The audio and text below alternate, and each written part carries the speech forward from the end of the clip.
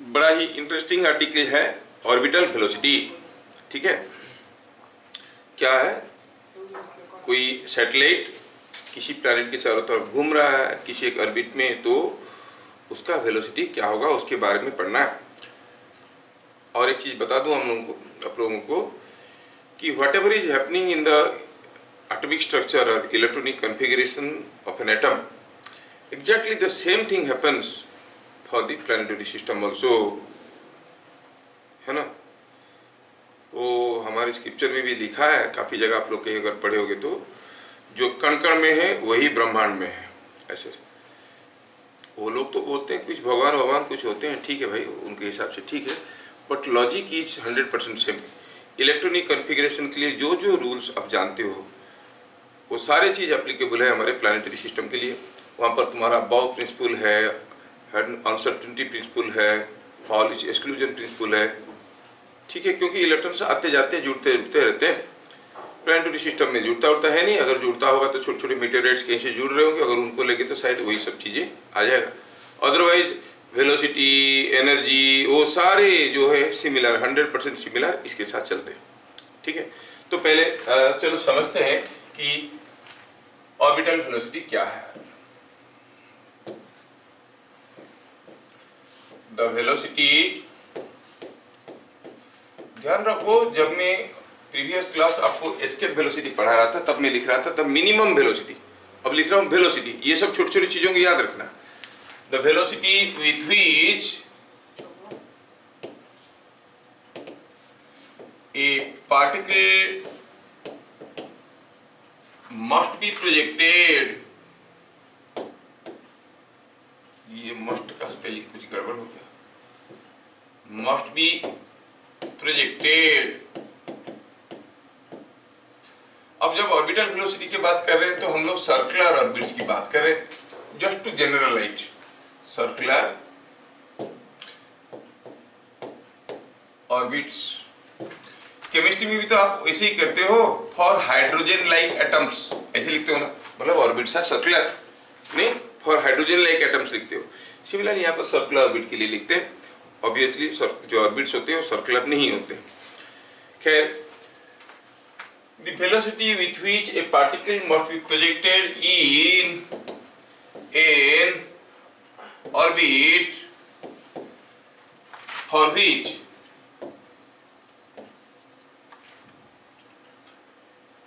it keeps on revolving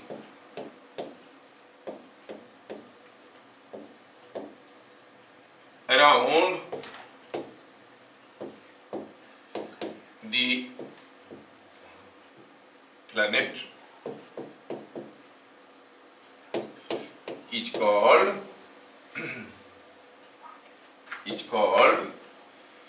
orbital velocity।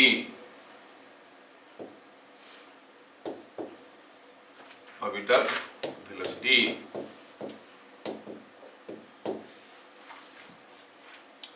कौन सा velocity में कोई चीज को फेंकेंगे वो जो है प्लैनेट के चारों तरफ घूमता रह जाएगा। ठीक है, ध्यान से देखना। तो यहां पर मैं एक नया टर्म यूज किया हूं जिसको मैं कहूंगा ऑर्बिट। सर नया क्या, हम तो जानते ठीक है आप, लेकिन थोड़ा उसके बारे में स्पेशल ज्ञान होना जरूरी है। Velocity with which a particle is projected, that particle which is moving around the planet is called a satellite.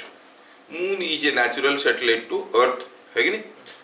तो जितना वेलोसिटी में एक पार्टिकल को फेंकेंगे कि ये घूमते रह जाएगा तो उसको हम कहेंगे क्या, ऑर्बिटल वेलोसिटी।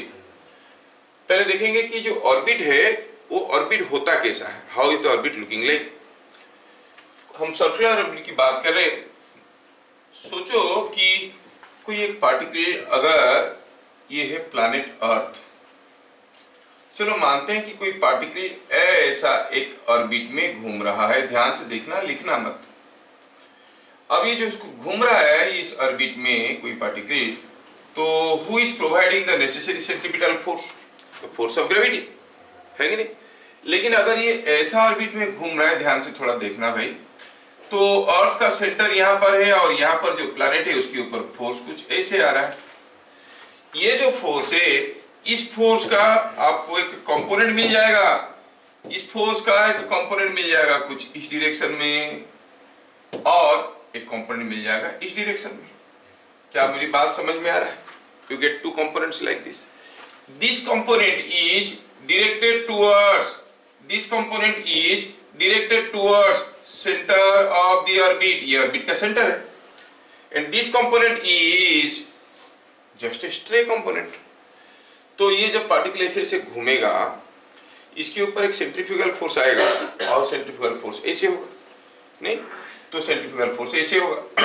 अब देखेंगे जो ग्रेविटेशनल फोर्स है ये, इसका ये वाला कंपोनेंट तो ठीक है, बिहेविंग ए सेंट्रीपिटल फोर्स, ये वाला कंपोनेंट को कौन कैंसिल करेगा? इसको कैंसिल करने वाला कोई है नहीं, there is no force in the upward direction. तो होगा क्या, ये जो ऑर्बिट को आप देख रहे हो, ये ऑर्बिट यहाँ पे नहीं रहेगा, क्या हो जाएगा, ये ऑर्बिट धीरे धीरे धीरे धीरे फिसलने लगेगा नीचे की तरफ। समझ में आया क्या? क्यों फिसलेगा? क्योंकि ये जो हमारा ग्रेविटेशनल फोर्स है वो सेंटर की तरफ था, तो जब ये यहां पर आ जाएगा ये फोर्स कुछ ऐसे हो जाएगा, अरे नहीं ऐसे हो जाएगा, तो ये वाला ग्रेविटेशनल फोर्स का कंपोनेंट इस डायरेक्शन में कितना हो जाएगा, ये गायब हो जाएगा, इसका कोई कंपोनेंट नहीं रहेगा, because the force itself is in this direction. समझ में आना क्या? कहने का मतलब है जब भी ये सर्कुलर पाथ में घूमता है, कौन, satellite around the planet, who is providing the necessary centripetal force, the force of gravity, and the force of gravity is directed towards the center of the planet। इसका मतलब हुआ centripetal force is towards the center of the planet।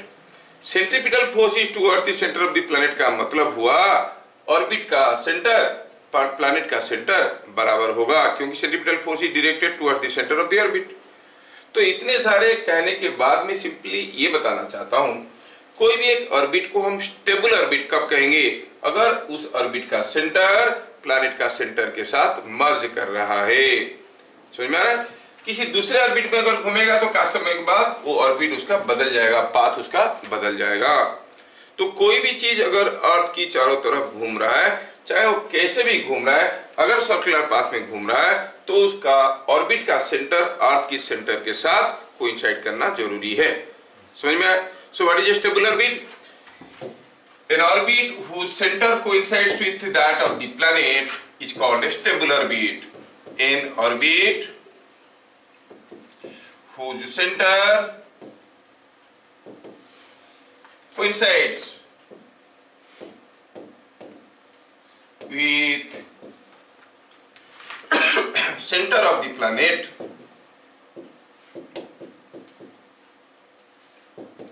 is called a stable orbit।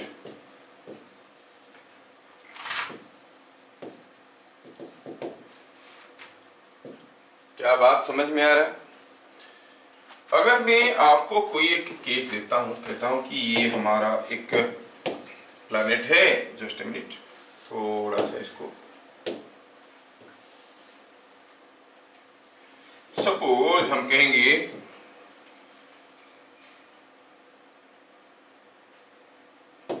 ये कोई एक planet है, इनमें से कौन कौन सा ऑर्बिट स्टेबल ऑर्बिट है? हम कहेंगे मान लो कि ऐसा एक ऑर्बिट है ना, ऐसा एक ऑर्बिट है और ऐसा एक ऑर्बिट है, तो out of 1 2 and 3 which orbit is a unstable orbit? अब क्या कहोगे?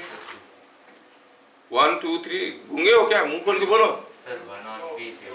1 and 3 are stable, 2 is unstable because it is not concentric with that of planet। समझ में आ गया ना? बहुत बढ़िया।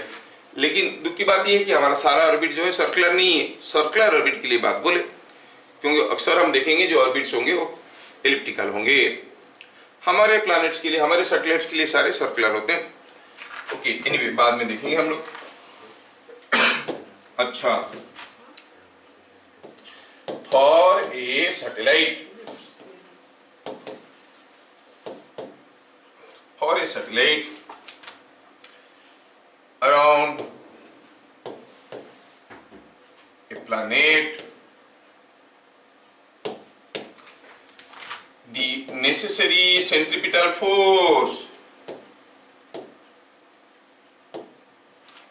centripetal force is provided by gravity.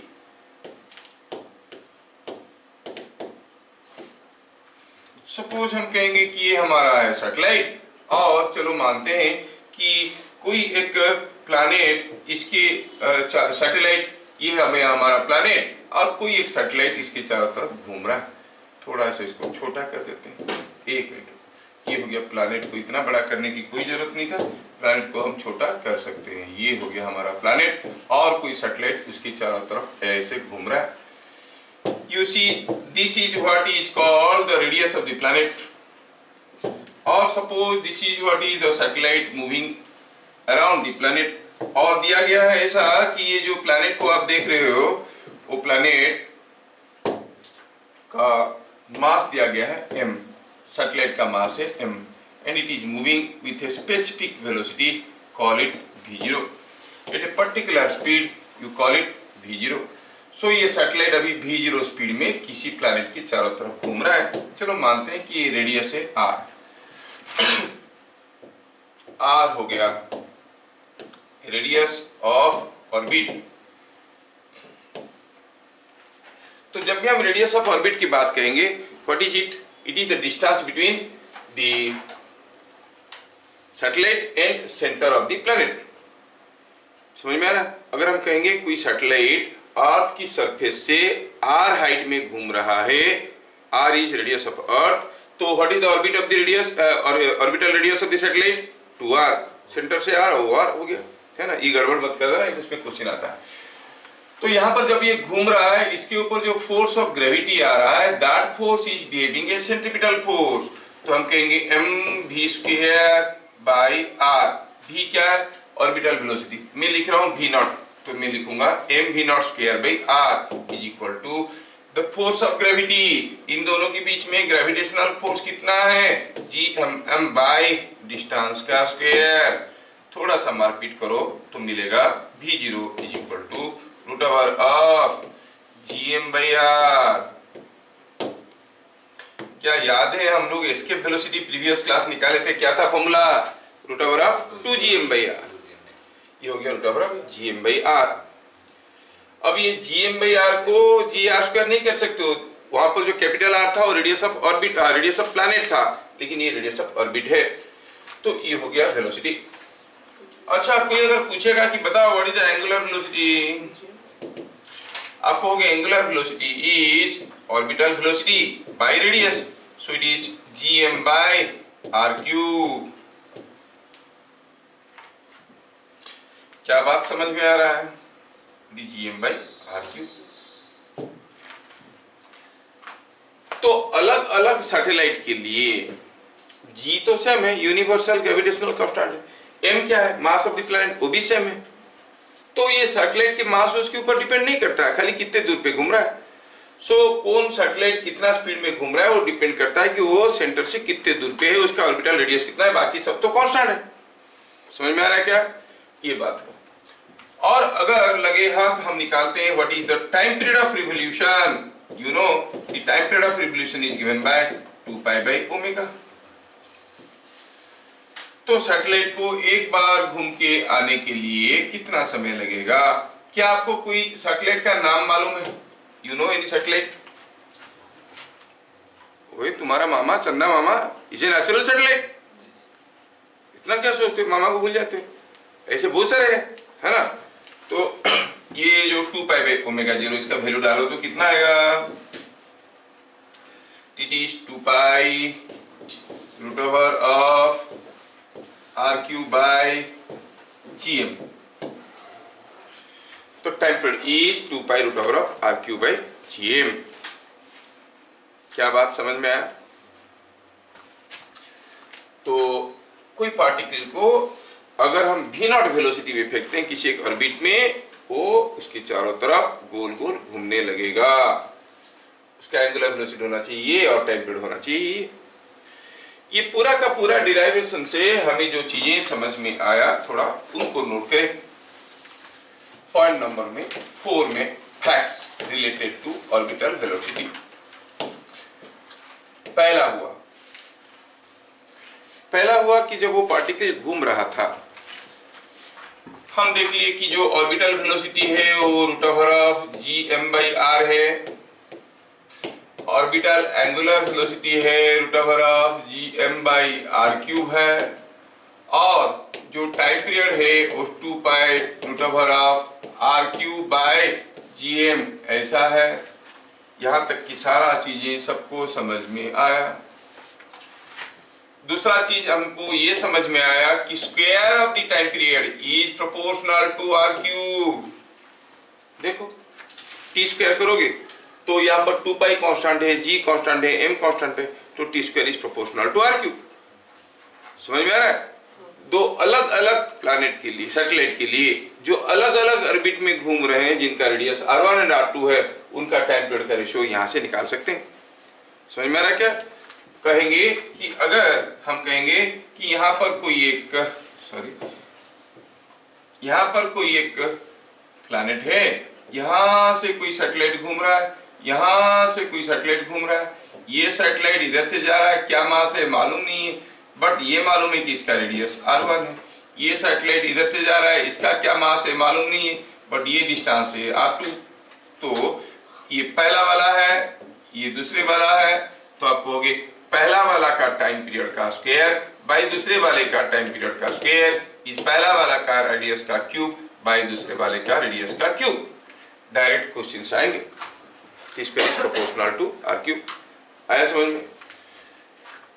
Next important thing, for a near planet satellite, कोई सैटेलाइट जो प्लैनेट की पास जा रहा है, नियर प्लैनेट सैटेलाइट। जैसे आप देखते हो गूगल वाले सारा मैप लेते रहते हैं, आप जब शॉर्टकट ढूंढते हो जाने के लिए रास्ता बताता है, नहीं बताता ही नहीं बताता है, तो सारा फोटो लेते रहता है, मतलब पास से कहीं से लेता है, वो ज्यादा दूर से नहीं ले रहा होगा। मान लो कि 20 किलोमीटर दूरी से ले रहा है फोटो, 20 किलोमीटर हाइट में गूगल वाला सैटेलाइट घूम रहा है और वो सबका फोटो ले रहा है। फोटो लेके आपको रास्ता बता रहे हैं, बाएं मुड़िए दाएं मुड़िए आगे जाइए पीछे जाइए, बोलता ही नहीं बोलता। तो वो फोटो ले रहा है तो नियर डिस्टेंस में होगा, बहुत ज्यादा दूर पे तो नहीं होगा। अर्थ का रेडियस कितना है? 3200 किलोमीटर। अगर कोई 15-20 किलोमीटर दूरी पे है तो वो नेग्लिजिबली स्मॉल है कि नहीं? तो उसको हम कहेंगे नियर प्लैनेट सैटेलाइट। जो स्पाई सैटेलाइट्स होते हैं वो नियर प्लैनेट सैटेलाइट्स होते हैं। समझ में? तो ये हो गया अर्थ। अगर ये हो गया अर्थ, उसके अगल बगल में कोई दूसरा सैटेलाइट चल रहा है जो कि इसके पास है, ज्यादा दूर नहीं है, ऐसा केस में आप कहोगे the orbital radius is almost equal to radius of earth 3200 plus 15 kilometre. How does it matter? It is same as 3200 kilometre, है कि नहीं? तो for a near planet satellite आप कह सकते हो कि orbital radius r is almost equal to radius of earth or radius of planet।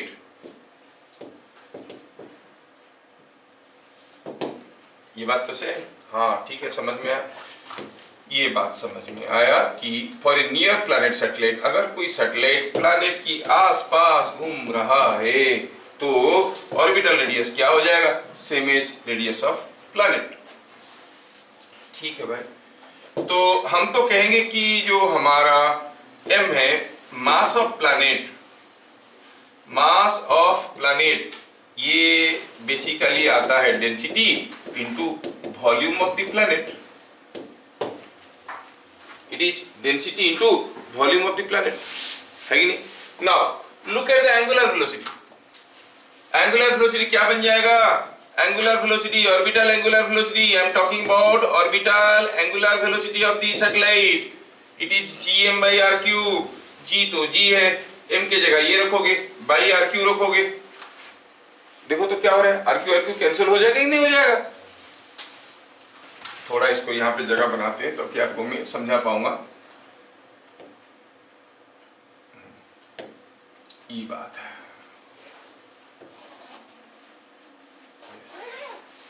थोड़ा सा जगह की जरूरत है। यस, तो ओमेगा नॉट का वैल्यू हो गया gm/r³ सर वो स्मॉल आर है, हाँ है, लेकिन हम तो बात कर रहे हैं नियर प्लैनेट सैटेलाइट का, जिसका small R is equal to capital R, radius of planet. तो अगर m के जगह ये वैल्यू को लिख देंगे d into density into 4/3 pi R cube, ऊपर नीचे आर क्यू कैंसिल हो जाएगा, मिलेगा g d 4/3 पाई। क्या ये सारा चीज कांस्टेंट नहीं है? यस। तो आप कहोगे for a near planet satellite the angular velocity only depends upon the density of the planet, not on the size of the planet. Planet बड़ा है या छोटा है कोई फर्क नहीं पड़ता है, कितना मास है फर्क नहीं पड़ता, ओनली डेंसिटी विल डिसाइड। तो आपको याद रखना है, मैं इसलिए लिखवा रहा हूं क्योंकि एंट्रांस में क्वेश्चन आया है। It is proportional to D. D क्या है? Density of planet, density of planet. समझ में आया? तो वैसे दे देंगे two planets are having same density but radius in the ratio 1:3। What is the ratio of angular velocity of the near planet satellites? आप कहोगे दोनों का डेंसिटी बराबर है तो एंगुलर वेलोसिटी बराबर होगा। Ratio of time periods, time period भी बराबर होगा। रेडियस अलग अलग है, कोई फर्क नहीं पड़ता है, क्योंकि नियर प्लैनेट सैटेलाइट के लिए एंगुलर वेलोसिटी सिर्फ डेंसिटी के ऊपर डिपेंड कर रहा है। क्या बात समझ में आ रहा है? Point number D. अब क्या है कि कोई सैटेलाइट को जब हम लॉन्च करते हैं, सोचो कि ये हो गया अर्थ और ये हो गया हमारा धरती माँ।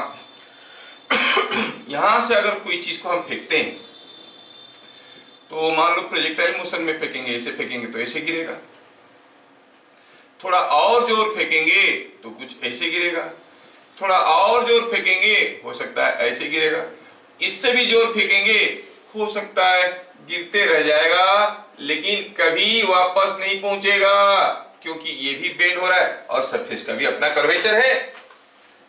क्या मेरी बात समझ में आ रहा है?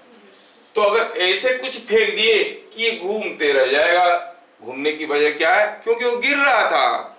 It is continuously falling but not reaching. समझ में आया क्या? तो हम कह सकते हैं कि ये सैटेलाइट जो घूम रहा है is nothing but A freely falling body. ये कंटिन्यूअसली फॉल कर रहा है। क्या मेरी बात समझ में आ रहा है? सो कहेंगे ए satellite is a freely falling body.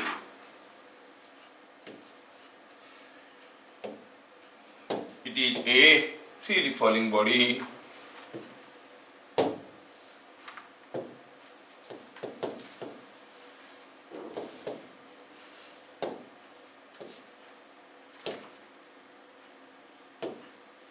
कोई बॉडी फ्री फॉल कर रहा है तो उसका एक्सीलरेशन कितना होगा? जी। कोई बॉडी फ्री फॉल कर रहा है तो एक्सीलरेशन कितना है? जी। So acceleration of satellite is equal to, अब वो कितना दूर पे है? आर डिस्टेंस पे। हम तो एक्सीलरेशन निकालने का तरीका जानते हैं ना, G M M by R square, है कि नहीं? तो एक्सीलरेशन क्या हो जाएगा? G M by is equal to gm by r square. This is the acceleration of the satellite. ये freely falling body है. And what is the direction of that acceleration? It is in the direction of force. What is the direction of the force? Towards the center of the planet. So it is directed towards the center of the planet. कितना है acceleration? gm by r square. अच्छा सोचो, कोई body, मान लो कि आप किसी एक वेइंग मशीन पे खड़े हुए और आप उस वेइंग मशीन के साथ गिरने लगे फ्री फॉल में, तो आपको फ्री बॉडी डायग्राम अगर बनाया जाएगा तो वेट तो है ही है, एक नॉर्मल रिएक्शन भी है और एक शूडो फोर्स आएगा, क्योंकि आप एक्सीलरेशन जी में गिर रहे हो तो शूडो फोर्स ऊपर की तरफ आएगा एम ए। तो देखो तो अब R plus M G is equal to M G, मतलब आर क्या है? जीरो। मतलब under free fall what is your weight? Zero. किसी एक वेइंग मशीन पे खड़े होके 10 स्टोरी बिल्डिंग की छत से नीचे कूद जाओगे और गिरते गिरते चिल्लाने की बजाय अगर अपना रीडिंग देखोगे तो क्या रीडिंग मिलेगा? जीरो। टेस्ट करके देख सकते हो, इट्स वेरी सिंपल। तो इसमें रीडिंग मिलेगा आपको जीरो। सो कोई भी फ्रीली फॉलिंग बॉडी का वेट जीरो होता है और सैटेलाइट तो फ्री फॉल कर रहा है। तो what is the weight of the satellite? कोई चीज अगर सैटेलाइट के अंदर खड़ा है, कोई आदमी खड़ा है, उसका वेट क्या है? जीरो। समझ में आया क्या? सो लिखेंगे everything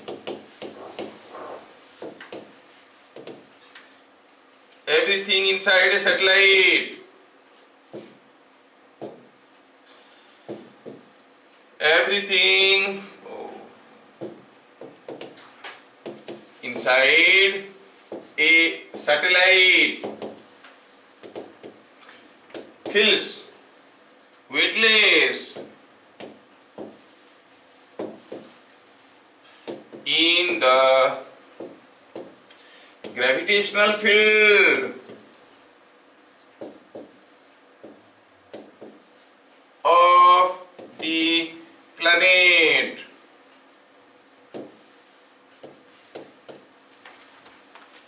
अगर सैटेलाइट में आप अगर रोइंग मशीन पे खड़े होगे तो आपका रीडिंग आएगा 0। अर्थ के लिए जो रीडिंग वेट आना चाहिए वो आएगा 0। क्या मेरी बात समझ में आ रहा है? अभी देखो, सपोज आप मून पे खड़े हो, this is what is moon, you are standing on a weighing machine. क्या आपको मालूम है कि मून अर्थ का ग्रेविटेशनल फील्ड के अंदर है कि बाहर है? अंदर, इसलिए तो घुमा रहा है नहीं, पकड़ के घुमा रहा है।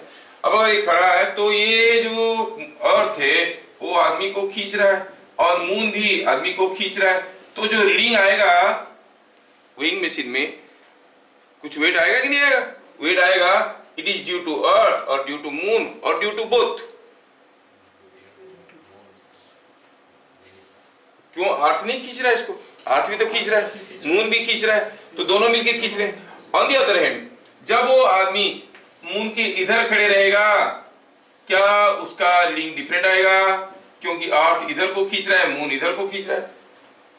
इसका मतलब मून की अलग अलग जगह पे किसी आदमी का वेट अलग अलग आना चाहिए।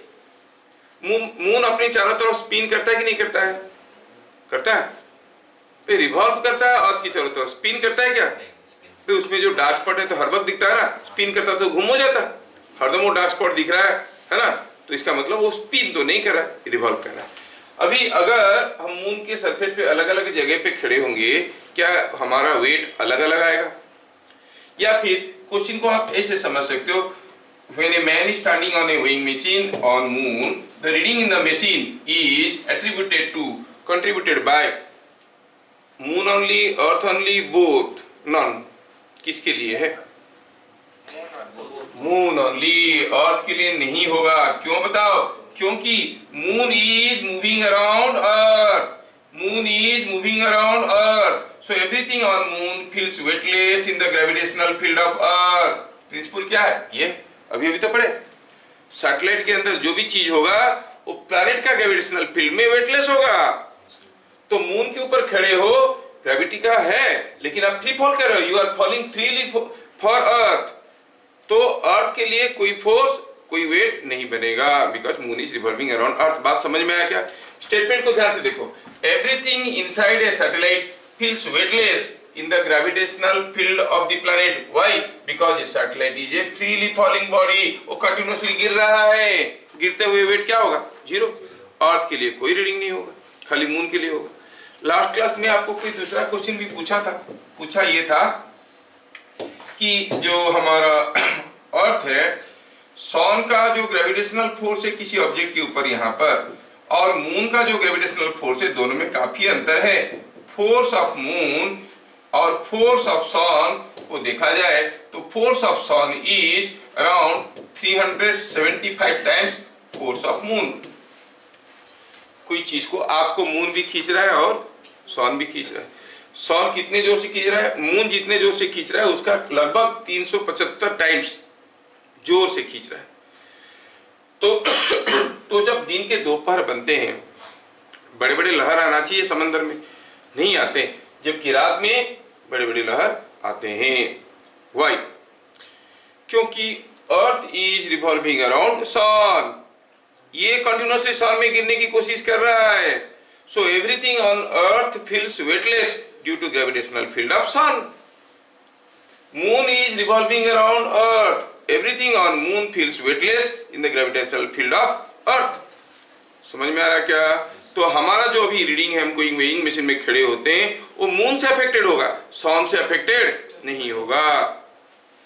समझ में आ रहा है? जो हमारा वेस्टर्न जोडियक करते हैं, वो लोग प्रेडिक्शन करते हैं, वो सन साइंस कहते हैं, सन के ऊपर डिपेंड करके।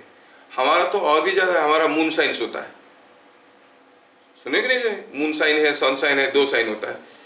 उन लोगों का होता है ना राइजेस पीसेस से, राइजेस स्टार्ट करके पीसेस में पैसेस में ख़त्म होता है। हम लोग का मून साइन होता है, वो ज़्यादा एक्यूरेट होता है। समझ में आ रहा है? We calculate the effect of moon, क्योंकि वो लोग मून का इफेक्ट को कंसिडर नहीं करते। इतना छोटा है, क्या करेगा, बहुत कुछ करता है, बाद में पता चलता है क्या करता है। क्या समझ में आया?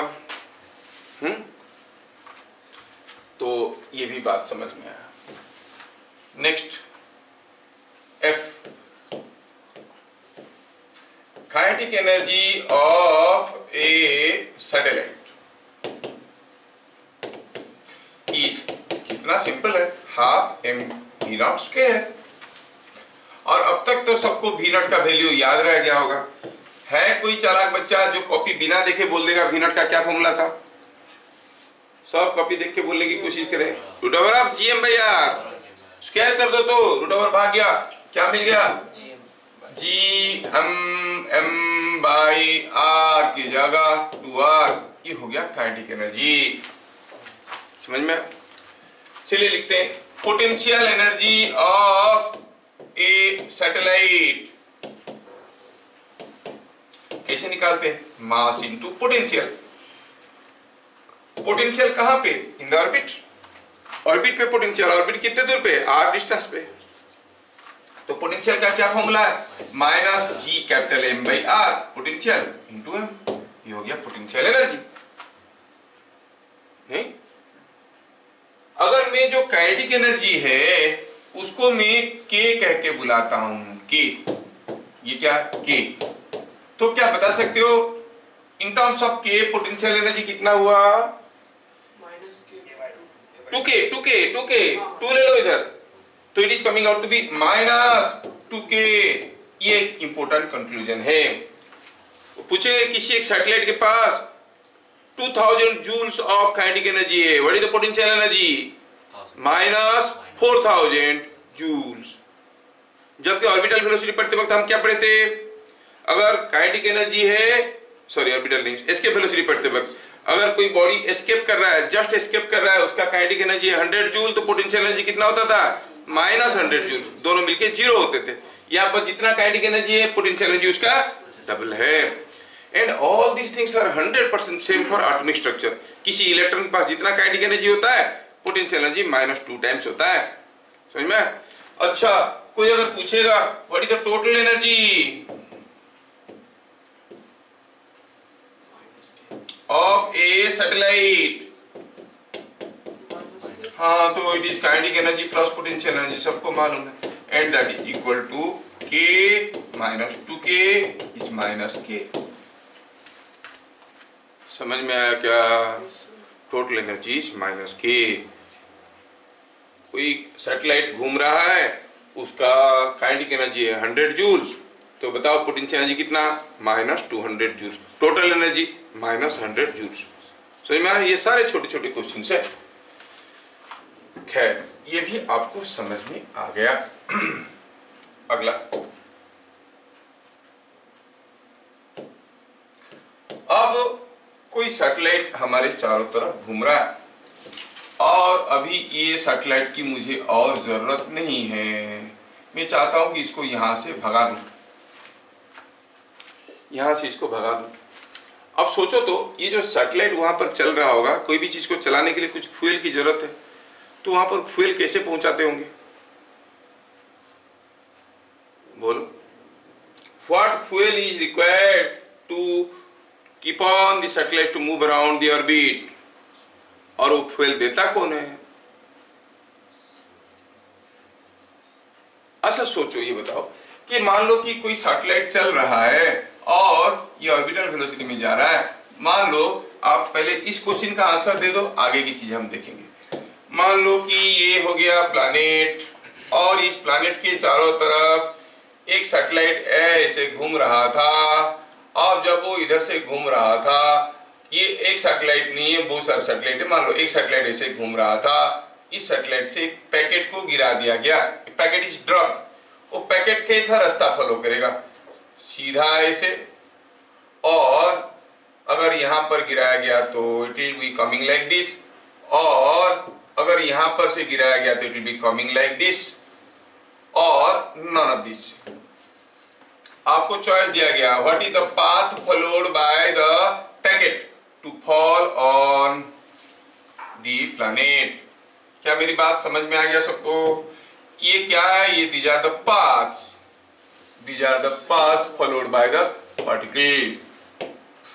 मैं जानना ये चाहता हूं कि वो पार्टिकल कैसा रास्ता फॉलो करते हुए आके गिरेगा प्लैनेट पे। सोचो और बताओ।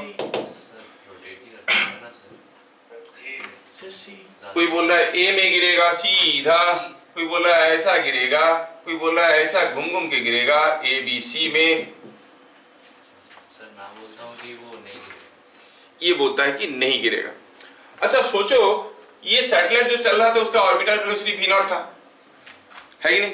जो पैकेट को गिराएगा उसका वेलोसिटी क्या होगा? By inertia of motion v nought ही तो होगा। गाड़ी जा रहा है, आपका ट्रेन जा रहा है 80 किलोमीटर पर आवर से, आप दरवाजे से गिर गए, गिरने की तुरंत बाद आपका वेलोसिटी कितना है? उतना ही है, बिकॉज ऑफ इनर्शिया मोशन। तो ये जो पैकेट गिरेगा क्या उसका भी वेलोसिटी वही v नॉट नहीं रहेगा? और v नॉट में कुछ भी फेंको वो तो घूमते रह जाएगा, क्यों गिरेगा? Will it fall? No. So answer होगा none, it will not fall, it will keep on moving in the same orbit. देखा आलोक कितना अच्छा सोचने लगा है, वेरी गुड। तो मैं इसलिए बताना चाहता हूं, मतलब इसको चलाए रखने के लिए कोई फ्यूल की जरूरत नहीं है, वो ऐसे ही घूमते रह जाएगा, ऑर्बिटल वेलोसिटी है तो चलते रह जाएगा। समझ में आया? अच्छा अभी मैं चाहता हूं कि ये जो ऑर्बिटल वेलोसिटी में चीज घूम रहा है उसको हमें नहीं चाहिए, उसको भगाना है। unnecessarily it is creating some congestion in the orbit। Suppose कोई एक चीज खराब हो गया, खाली पीली घूमते रहेगा, तकलीफ है, क्योंकि उसकी बगल से कुछ दूसरा निकल जाएगा तो खींच के हो सकता है गिरा भी देगा उसको, है ना? तो उसको भगाना है। भगाने के लिए उसको नीचे लाना बड़ा मुश्किल है, क्योंकि कैसे आएगा ठिकाना नहीं है। तो हम चाहते हैं कि वो यहां से उसको एस्केप करवा देंगे, ब्लास्ट कर देंगे, टुकड़ा टुकड़ा होकर उड़ जाएगा। उड़ जाने से ठीक है, लेकिन कुछ भी टुकड़ा इधर नहीं गिरना चाहिए, मतलब हर एक टुकड़ा का velocity should be more than escape velocity, तो भाग जाएगा वहां से, वापस नहीं आएगा। एनीवे तो उसके लिए हमें क्या करना पड़ेगा, इसके पास ऑलरेडी कुछ काइनेटिक एनर्जी था, हमें इसको और कुछ काइनेटिक एनर्जी देना है कि ये एस्केप कर जाएगा। अब स्टेटमेंट ये बना कि कोई एक सैटेलाइट को अपना ऑर्बिट से एस्केप करवाना है तो कितना काइनेटिक एनर्जी देना पड़ेगा? ध्यान से सुनो। What kinetic energy must be imparted to a satellite so that it will escape from its orbit? Question समझ में आया? एस्केप करने का कंडीशन क्या था? कोई भी चीज एस्केप कब करता था? जब उसका टोटल एनर्जी क्या बन जाता था? जीरो। अब इसके पास क्या है?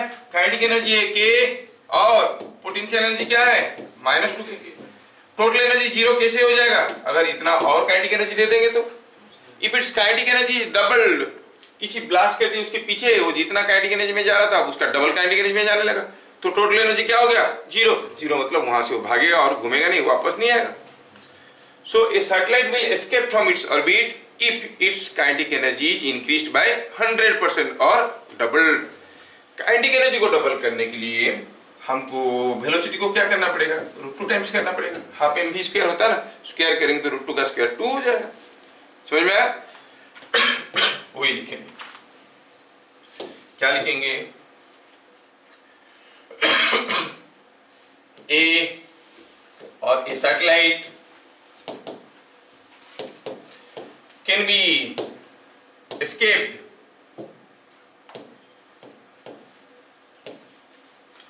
from gravitational field of the planet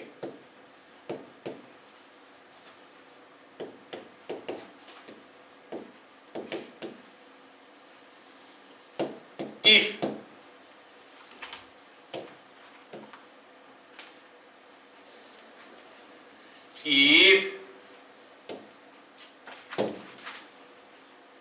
gravitational field of the planet, if its kinetic energy is double, its kinetic energy is double। क्यों डबल है समझ में आया क्या? और एस्केपिंग टोटल एनर्जी क्या होना चाहिए, 0 होना चाहिए। इसके पास काइनेटिक एनर्जी है के, पोटेंशियल एनर्जी है -2k, टोटल एनर्जी 0 करने के लिए पोटेंशियल एनर्जी को 0 कर, potential energy -2k, kinetic energy को डबल कर सकते हैं बाय क्रिएटिंग ए ब्लास्ट। तो kinetic energy is to be double और orbital velocity is to be increased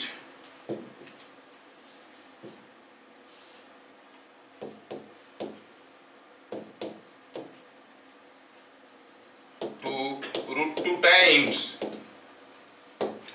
जो ऑर्बिटल वेलोसिटी है उसी ऑर्बिट में वेलोसिटी को अगर √2 भी 0 कर दिया जाएगा तो ऐसा भागेगा कि वापस नहीं आएगा। क्या ऑर्बिटल वेलोसिटी समझ में आया? Now next is H, geostationary satellites।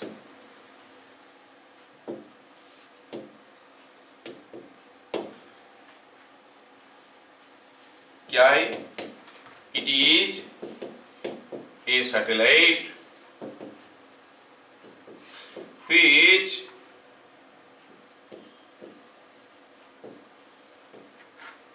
appears to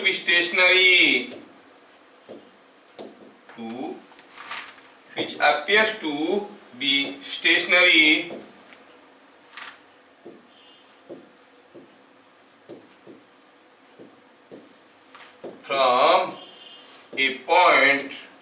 from any point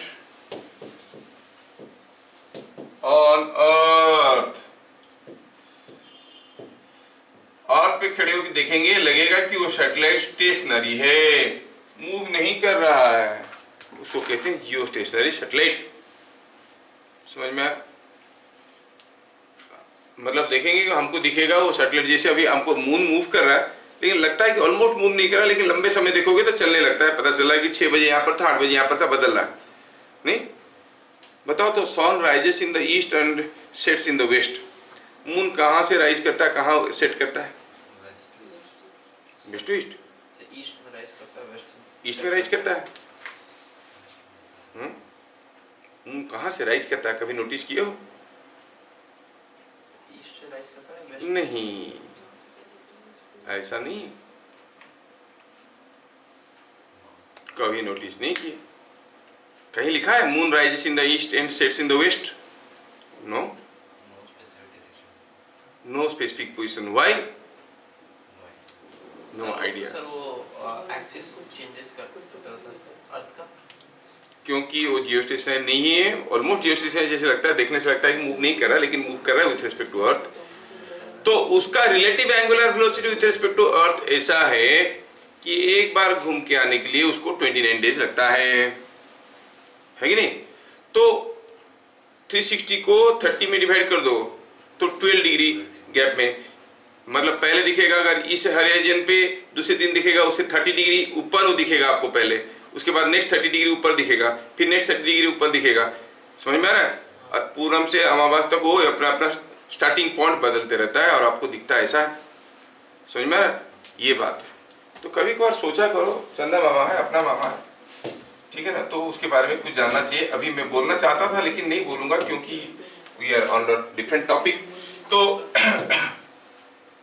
it is satellite which appears to be stationary from any point on earth. मतलब अगर हम कहेंगे ये जी का क्या था,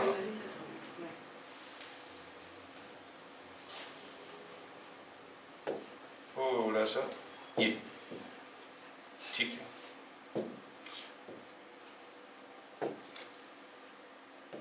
मतलब अगर आप अर्थ पे खड़े होके देख रहे हो तो आपको लगेगा कि वो सैटेलाइट मूव ही नहीं कर रहा है, लेकिन मूव नहीं करेगा तो गिर जाएगा। नहीं, मूव नहीं करेगा तो गिर जाएगा, उसको मूव करता रहना चाहिए। फिर क्यों लग रहा है कि मूव नहीं करेगा? क्योंकि अर्थ भी मूव कर रहा है।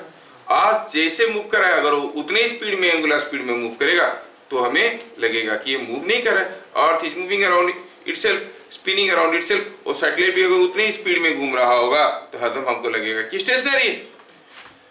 तो क्या लिखेंगे? Angular velocity of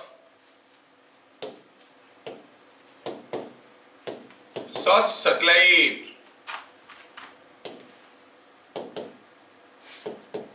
is same as angular spin of earth. इसको क्या कहते हैं? Angular spin of earth. और अर्थ का एंगुलर वेलोसिटी क्या है? अपनी चारों तरफ एक बार घूम के आने के लिए कितना समय लेता है खुद के चारों तरफ? 24 आवर्स। तो एंगुलर वेलोसिटी हो गया 2 पाई बाई 24। मतलब इसका ऑर्बिटल एंगुलर वेलोसिटी कितना है? 2 pi by 24 radian per our. क्या मेरी बात समझ में आ रहा है? और एंगुलर वेलोसिटी का फॉर्मूला हमें मालूम है, क्या था? It was gm by r cube का root over g and m are constants. तो वहां से आपको मिल जाएगा what is the radius of the satellite, radius of the orbit of the satellite. मिल जाएगा या नहीं मिल जाएगा? तो हमें एंगुलर वेलोसिटी मालूम है, तो वहां से हम radius of the geostationary orbit निकाल सकते हैं। फाइन, ये हमें समझ में आ गया। ये जो समझ में आ गया 2 pi by 24 radian per our, ये एंगुलर वेलोसिटी है। दोनों का एंगुलर वेलोसिटी बराबर होगा तो लगेगा कि ये मूव नहीं कर रहा है, बट हम बात कर रहे हैं वेलोसिटी का। दोनों का angular speed as well as direction दोनों बराबर होना जरूरी है। तो अर्थ अगर हम कहेंगे कि ऐसे घूम रहा है तो इसको भी ऐसे ही घूमना पड़ेगा। और हम जानते हैं कि कोई भी स्टेबल ऑर्बिट के लिए the centre of the orbit must be concentric with that of the planet. तो अर्थ ऐसे ऐसे घूम रहा है, ये भी ऐसे ऐसे घूम रहा है, ऐसे ऐसे घूम रहा है, तो ऑर्बिट का centre must be concentric with that of the planet. मतलब ये जो घूमेगा कौन सा ऑर्बिट में घूमेगा? Along an equatorial orbit. समझ में आ रहा है? तो ये जो आपका क्या है जियोस्टेशनरी सैटेलाइट है, उसका ऑर्बिट कहां पे होता है? इक्वेटोरियल प्लेन पे होता है। समझ में आया? हमारा वो श्रीहरिकोटा पे 22 kilometre in the sea we have equator, we are lucky Indians. तो वहां पर क्या होता है कि इक्वेटर वहां से जाता है, तो जो भी सैटेलाइट लॉन्चिंग होता है वो वहां से लॉन्चिंग होता है। श्रीहरिकोटा है, वहां से लॉन्चिंग करते हैं तो रुक जाता है वहां पे जाके। समझ में आया? श्रीहरिकोटा से लूट कर फायर करते हैं तो वो जाके वहां पर पहुंचता है। और हम लोग तो सैटेलाइट बनाए काफी कम, हमने बनाया व्हीकल्स। समझ में आया क्या? PSLV polar satellite launch vehicle, GSLV जियो स्टेशनरी सैटेलाइट लॉन्च व्हीकल, ऐसे करके ना हम लोग लॉन्च व्हीकल्स बनाते हैं। मतलब वो व्हीकल लेके जाएगा उस सैटेलाइट को, उस ऑर्बिट में फेंक देगा और खत्म उसका काम। उसके बाद वो तो घूमते रह जाएगा, लेकिन खर्चा काफी ज्यादा आता है। अब तो यहाँ से भुवनेश्वर कार हायर करके जाओ, कितना ज्यादा खर्चा आता है। सैटेलाइट को लेके छोड़ के आना, फिर वो व्हीकल को वापस नहीं लाना है, वो गया उसके साथ, खर्चा तो बहुत ज्यादा आएगा। तो इंडिया के पास उतना ताकत तो है नहीं। तो बाकी सारे जो रिच कंट्रीज है उनको मालूम है क्या कि कोई भी सैटेलाइट अगर लॉन्च करना है जियोस्टेशनरी सैटेलाइट, तो उसको इक्वेटोरियल प्लेन में करना पड़ेगा। बहुत सारा देश पे इक्वेटर जा रहा है, but India is a reliable country. किसी दूसरे को देख के पता चला हो अपने ऊपर दिख रहा है, कभी ब्लास्ट कर दिया, उड़ गया सैटेलाइट ऊपर से, है कि नहीं? तो इंडिया को बोलते हैं चलो थोड़ा हमारा सैटेलाइट लॉन्च कर दोगे? हाँ हाँ कर देंगे। नहीं, तुम अगर किसी ट्रक वाले को हायर करोगे, अरे यार हमारा यहाँ से कुछ एक गोदरेज अलमीरा लेना है भुवनेश्वर, ले लोगे? हाँ ले लेंगे। कितना लेंगे? 10,000 रुपया लेंगे। ट्रक वाला लेगा, तुम्हारा गोदरेज अलमीरा लेगा, लेकिन साथ में अपना 2 बोरी आलू भी लेके चले जाएगा, क्योंकि तुम्हारा काम तो हो गया ना। तो ये क्या करते थे, जो सैटेलाइट लॉन्च व्हीकल बनाया दूसरी कंट्रीज का, सैटेलाइट्स को लेके लॉन्च करते वक्त जाते वक्त अपना एक ठो फेंक देते थे। उसका लेके जाता है, अपना एक ठो फेंक देता है। समझ में आ रहा है? इसलिए India is the country having the largest number of satellites among all other countries in the world. समझ में आ रहा है? क्योंकि सबका व्हीकल ये लेके छोड़ता था और अपना एक ठो वहां पर बगल में धीरे से फेंक देता, ये भी चलता था। हाँ इंडियन जुगाड़ है। तो मैं आपको बता रहा हूँ 2011 की 12 के आसपास there are only 32 satellites, only 32 for the whole world. उसमें से 8 था इंडिया का, बाकी सारा देश मिलके 24। समझ रहे हो कितने सारे देश है? अब ये सैटेलाइट फेंकने की क्यों जरूरत पड़ता है? हाँ पहले इसको लिख लेते हैं, फिर देखेंगे इसको। These satellites geostationary satellites are launched only in equatorial planes.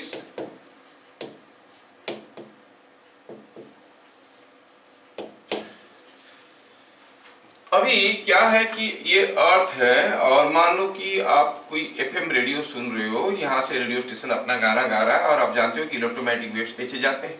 तो यहाँ पर जो अगल बगल में लोग जो है वो गाना सुन रहे हैं, धूम मीठा 102.7 ऐसे बोलता है ना, रेडियो चॉकलेट, रेडियो पॉपिंस ऐसे करके क्या क्या लुभाता है आप लोगों को, ऐसे सिग्नल ऐसे जा रहा है।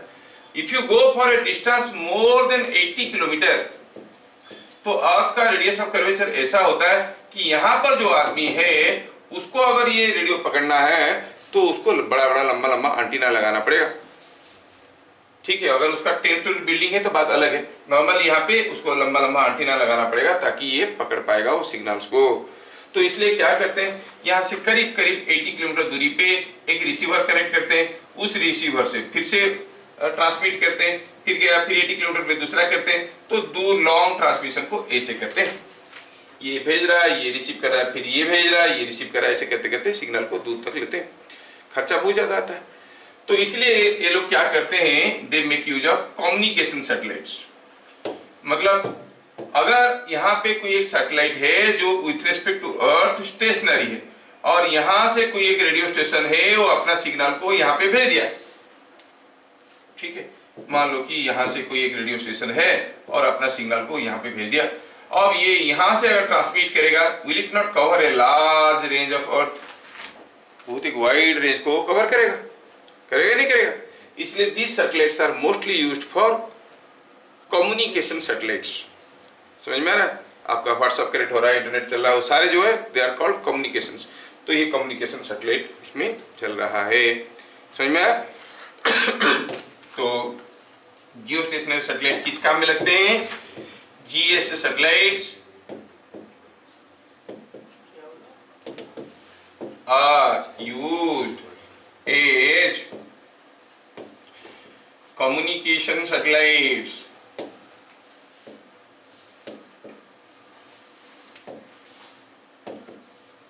क्या मेरी बात समझ में आया।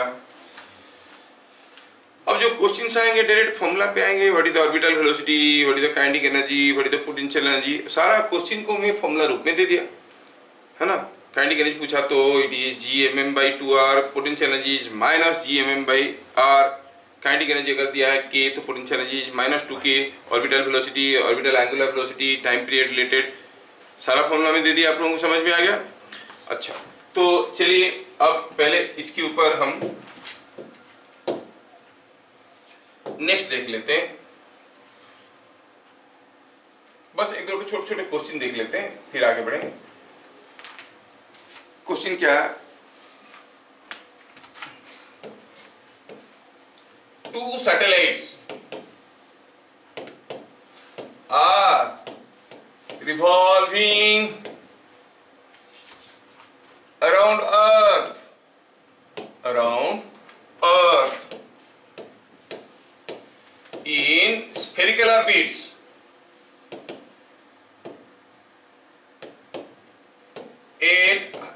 spherical या circular orbits, spherical orbit क्या होता है, sorry अब थोड़ा सा ऑप्शन में ऐड हो गया, in circular orbits at heights of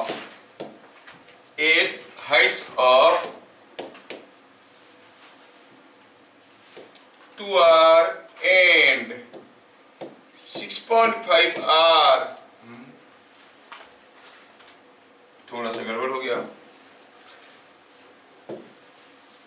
2.5r and 6r from surface of earth। r क्या है, r is radius of earth।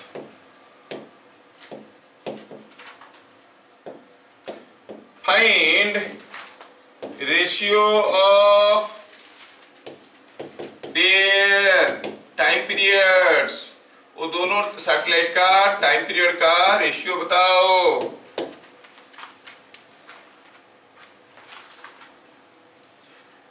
Time period का रेडियस के साथ, रेडियस ऑफ ऑर्बिट के साथ कुछ रिलेशन था क्या रिलेशन था, याद है क्या? T square is directly to R cube.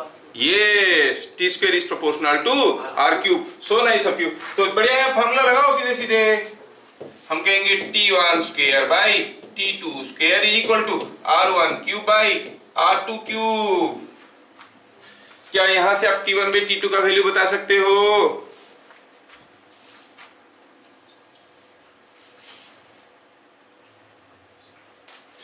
कोई बताएगा? No no no no no no. T1 by T2 का रेशियो भाई,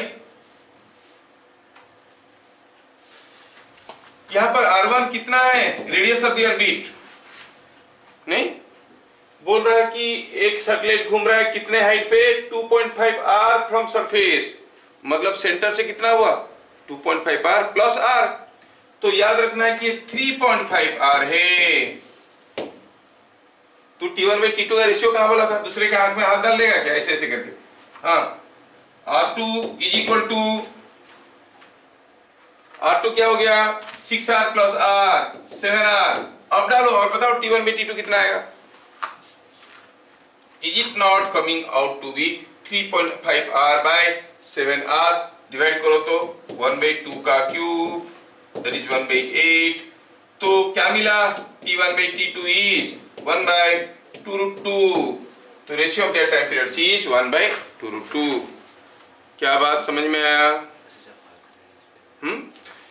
अच्छा, दूसरा question, what is the time period of a, हाँ क्यों नहीं समझाएंगे? अरे एक बार क्यों, 25 बार समझाएंगे। जो तुमको पसंद हुई बात कहेंगे, दिन को अगर रात को रात कहेंगे, रोटी को भात कहेंगे। तुम देखो जो भी कहोगे यहाँ पर समझाएंगे, लेकिन पूछने वाला तो चाहिए। यस, किसी को दोबारा चाहिए, पसंद नहीं आया उसको पहली बार। देखो भाई यहाँ पे R1 बाई R क्यूब क्या दिया है? वो जो सैटेलाइट्स घूम रहे, कहाँ घूम रहे? At a height of 2.5 r and 6r from surface of planet. Surface से 2.5 r, तो ऑर्बिट का रेडियस क्या हुआ? कितना हुआ? उतना भी जोड़ के नहीं बोल सकता, 3.5। वही तो लिखा है। जो 6r हाइट में घूम रहा है उसका रेडियस 7r हुआ। और ये फॉर्मूला सबको मालूम है, इसमें r क्या है? Radius of orbit. हाँ तो वैल्यू डाल दिए खाली, ये 3.5, ये 7 हो गया 1 बाई 2, 1 बाई 2 का क्यूब हो गया 1 बाई 8। अंकित बोल रहे सब क्या है? सफेद अक्षर गाय बराबर, काला अक्षर भैंस बराबर होता है। ये तो मैं व्हाइट लिख रहा हूँ, गाय बराबर लिखेगा, ऐसा है क्या? नहीं ना? हाँ, तो T1 बाई T2 हो गया 1 बाई 2 रूट 2।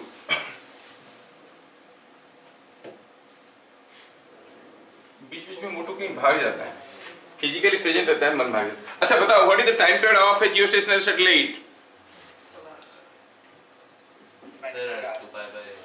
भाई जितना समय अर्थ को लगता है उतने समय उसको भी तो लगता है, सेम 24 आवर्स। यही पूछते हैं लोग, भूल जाते हैं, है ना? अच्छा, सपोज ये अर्थ है और ये कोई एक जियोस्टेशनरी सैटेलाइट ऐसे ऐसे घूम रहा है, वो भी 24 आवर्स की टाइम पीरियड में घूम रहा है।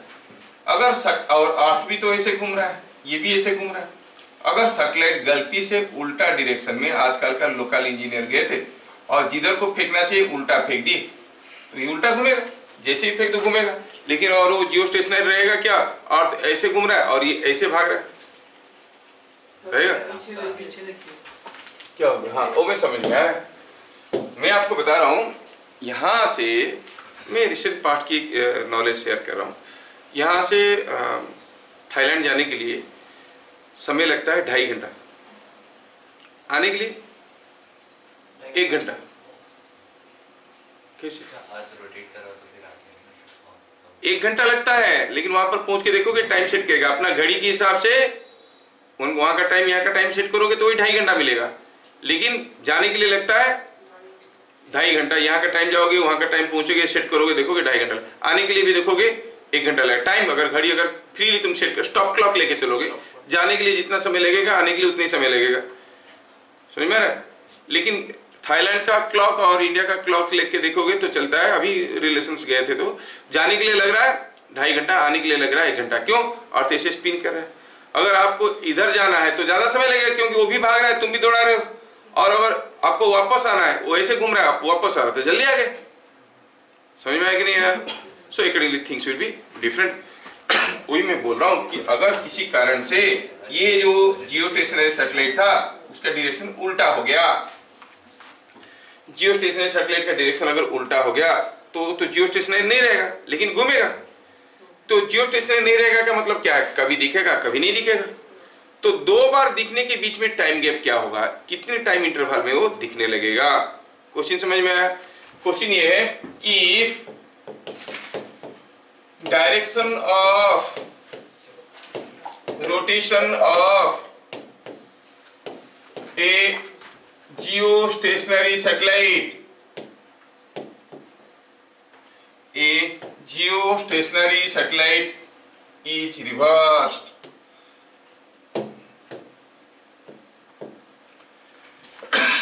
satellite is reversed,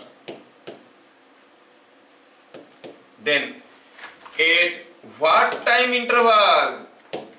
What time interval it will be seen at a point on surface of earth? कितना? 12 hours, 12 घंटा वो बोल रहा है। चलिए थोड़ा सोचते हैं। बहुत सिंपल थिंकिंग है। Thank you for your instant thinking and answer. Your answer is correct also. नहीं, वो कैसे सोचा मुझे समझ में आ गया है। वो ऐसे ही सोचा, ये इधर जा रहा है, इधर आ रहा है तो जल्दी मिल जाएंगे, आधे मिल जाएंगे। अगर हम कहेंगे जियो स्टेशनरी सैटेलाइट का स्पीड उल्टे डायरेक्शन में डबल हो गया तो कितनी समय के इंटरवल में दिखाई देगा? नो नो नो, सीधे डायरेक्शन में डबल हो गया तो कितने समय में दिखाई देगा? 48 hours। देखो ये अर्थ है, हमारे बच्चे तो बढ़िया है, मस्त है। अर्थ ऐसे घूम रहा है, सैटेलाइट भी ऐसे ही घूम रहा है। इस डायरेक्शन में इसका एंगुलर वेलोसिटी ओमेगा था, इसका 2 ओमेगा हो गया। अब ये कितना इंटरवल में दिखाई देगा? 9 नो। इसीलिए it becomes important to learn the method. आपका रीजनिंग एकदम सही है, आपने जैसे सोचा वैसे ही हर कोई को सोचना चाहिए, लेकिन कभी कभार थोड़ा सा रीजनिंग का भी अपना लूप होल्स होते हैं। तो इसलिए मैं बता रहा हूं कि थोड़ा सा तरीके से ढूंढते हैं सॉल्यूशन। देखो अब ये अर्थ है और आप जानते हो कि अपनी चारों तरफ घूम रहा है। ओमेगा वेलोसिटी में कितना है? 2 pi by 24 radian per hour. अब ये सैटेलाइट कैसे गया? उल्टा जाने लगा। तो रिलेटिव टू अर्थ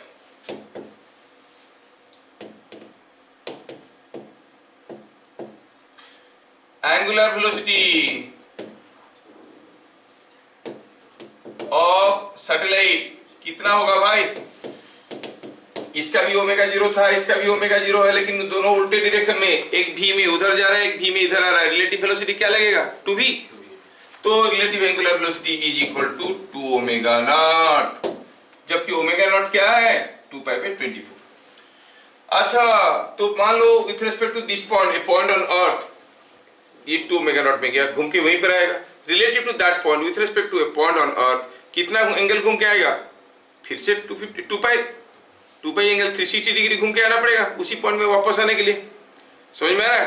तो फाई और थीटा एंगुलर डिस्प्लेसमेंट हो जाएगा 2 पाई रेडियंस 360 डिग्री लिख सकते हो। तो क्या टाइम लगेगा? Relative angular displacement by relative angular velocity, theta by omega dash.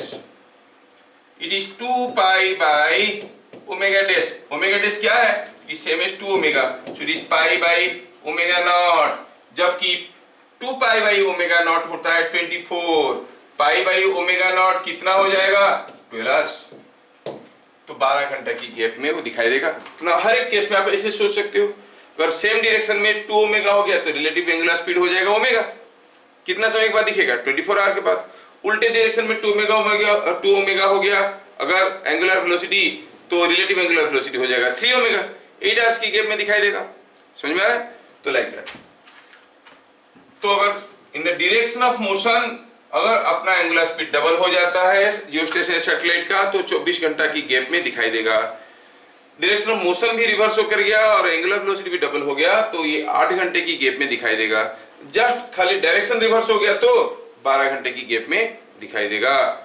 क्या मेरी बात समझ में आ रहा है? First you find out relative angular velocity with respect to the earth, और एक बार घूम के उसी पॉइंट में फिर से वापस आना है, तो relative angular displacement is theta, that is 2 पाई, और वहां से हम t निकाल दिए। Distance by speed gives you the time, angular displacement bye angular speed gives you the time. क्या बात समझ में आया? चलिए, तो यहाँ पे हमें एक छोटा सा आर्टिकल और पढ़ना था जिसका नाम है, क्या कहते हैं, केपलर्स लॉज।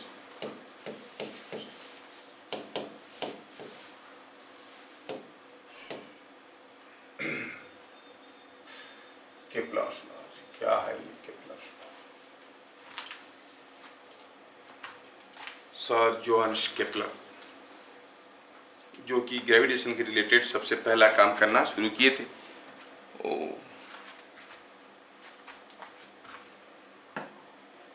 यहाँ पर एक भूत रहता है, मैं जितना पानी रखता हूँ सारा पी जाता है, कभी नहीं लाता है, और पीता काफी कम है। ठीक है, एक बोतल पानी में 2-3 दिन गुजारा कर लेगा। तुम लोग ऐसे करते हो क्या? पानी सफिशिएंट पीना चाहिए, है कि नहीं? ये लॉ 3 स्टेप में आता है, first law, second law, third law करके। न्यूमेरिकल्स ऑलमोस्ट कुछ नहीं आते, एंट्रेंस वगैरह में थ्योरी के ऊपर आते हैं। आईआईटी में इसके ऊपर मैथमेटिक्स को घुसेड़ देते हैं, क्योंकि एलिप्स का फॉर्मूला लेता है तो एलिप्स का न्यूमेरिकल को इसके साथ जोड़ के न्यूमेरिकल बना देते हैं। जैसे कोई प्रोजेक्टाइल मोशन पैराबोला हो गया, तो पैराबोला का इक्वेशन को अगर जोड़ दिए तो मैथमेटिक्स में वो आईआईटी का क्वेश्चन बन गया। तो ऐसे ही यहाँ पर आईआईटी जेईई में ही इसके ऊपर थोड़े उल्टे पुल्टे क्वेश्चन आते हैं, अदरवाइज सिंपल क्वेश्चन आते हैं। तो what is the first law? It is Kepler's laws about planetary motion. ये किसके बारे में बात कर रहे हैं? Planetary motion.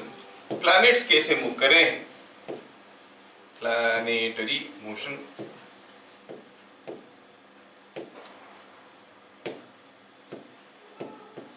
पहला है फर्स्ट लॉ, क्या कहता है? All planets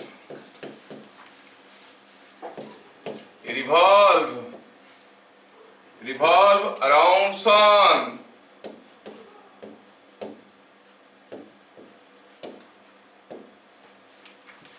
in elliptical orbits,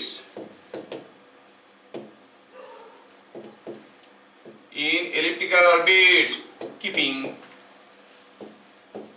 sun at one of the foci। अब इंग्लिश का कोई माँ बाप है नहीं, कोई इसको फोसी बोलता है, कोई फोकाई बोलता है, कोई फोकी बोलता है ना? अपना मर्जी है, आप लोगों को जो बोलना है बोल दो। ये फोसाई हम ऐसे कहते हैं, है ना? अंकित, TWA क्या होता है? ट्वा। TWU क्या होगा? अच्छा, TWI क्या होगा? ट्वी। TWE क्या होगा? फिर TWE होने से भी ट्वी रहेगा, TWI होने से ट्वी होता है। TWE होने से क्या होगा रे? ट्वे। TWO क्या होगा? टू। वे टू होता है। TWO क्या होता है? टू, ना टू। ऐसा नहीं होता, इसलिए इंग्लिश का माँ बाप कोई है नहीं। समझ में आ रहा है ना? कुछ भी वो अपने हिसाब से कर लेते, तुम इसको फोसी फोकाई कुछ भी बोलो चलेगा, ठीक है ना? ये बात हो। All planets revolve around sun in elliptical orbits, keeping sun at one of the foci। मतलब जो प्लैनेट्स है वो प्लैनेट एलिप्टिकल ऑर्बिट में घूमते हैं, और आपको मालूम है कि एलिप्स का 2 फोकस होते हैं। क्या आपको एलिप्स कोनिकल सेक्शंस पढ़ाया गया है? एलिप्स क्या पढ़ाया गया है? हाँ, क्या होता है इक्वेशन ऑफ एलिप्स? हाँ, अभी याद x² by a² = y² by b² = 1 ऐसे करके पढ़ाया गया होगा, स्कूल में पढ़ाया। और स्कूल का चीजें हमें याद नहीं रहता है, हम जहाँ का चीजें वहीं छोड़ के आते हैं, घर में नहीं लाते हैं। मेरे पापा बोले थे स्कूल से कुछ भी उठा के मत लाना, तो मैं कभी कुछ घर नहीं लाता हूँ। अच्छा, ये जब ये प्लैनेट्स ऐसे घूमते हैं, वो सन को एक फोकस में रख के ऐसे घुमाते हैं।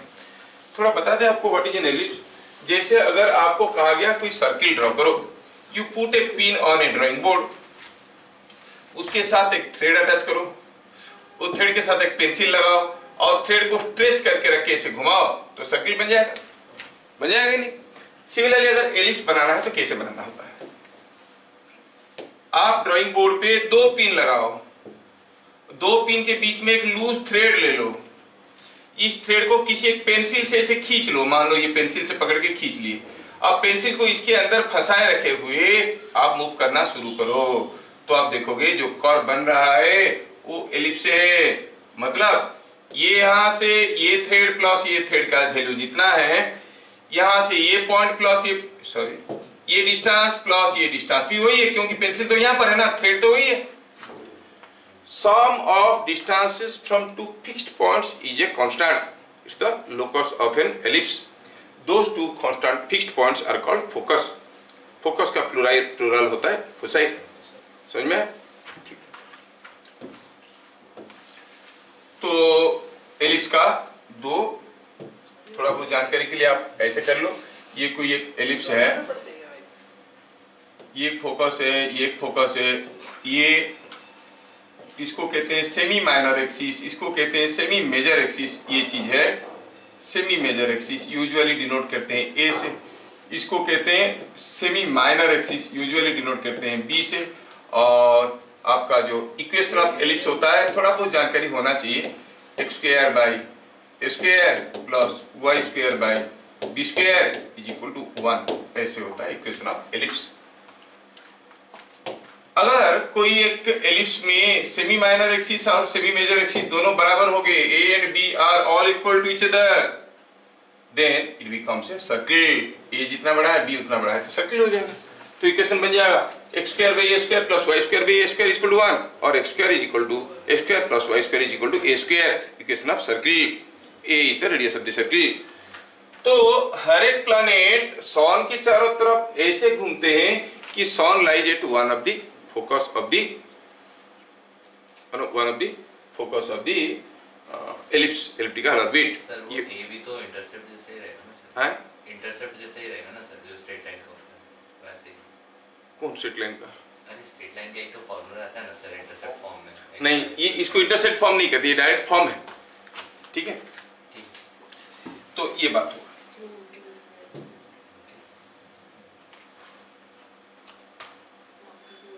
तो ये हमें एलिप्स समझ में आया।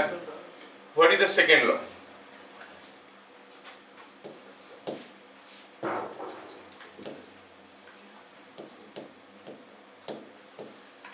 सेकेंड लॉ क्या कहता है? The planet revolve around sun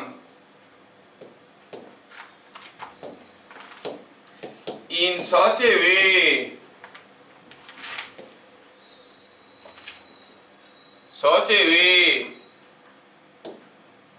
that its aerial velocity remain constant। ये हुआ सबसे कड़कदार लॉ जो केपलर जी महाराज ने हमको दिए। That is the line joining sun and planet sweeps area in equal time.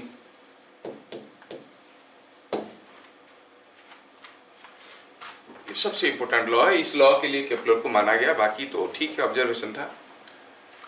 इसमें आप देखोगे क्या बोल रहे हो, हम तो जान लिए कि कोई एक सैटेलाइट ऐसा कोई एक एलिप्टिकल पाथ में घूम रहा है और ये है आपका सन, तो बोल रहा है कि इसका एरियल वेलोसिटी कांस्टेंट रहता है। क्या है एरियल वेलोसिटी?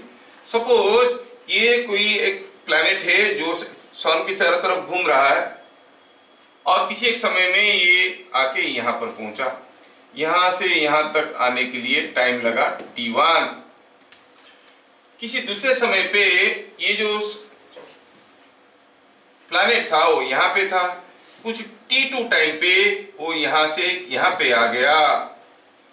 अच्छा ये बात है। अब हुआ यूं कि आप कहोगे जब वो यहाँ पे था या फिर यहाँ पे था, इस पोजीशन से इस पोजीशन में आते आते या फिर इस पोजीशन से इस पोजीशन में आते आते इसका जो लाइन है joining sun and planet is sweeping some area. ये t1 टाइम में यहां का जो आपका line joining sun and planet है वो कितना एरिया स्वीप कर गया है? ये t2 टाइम में ये लाइन यहां से यहां पर आया, कितना एरिया स्वीप कर गया है? ये।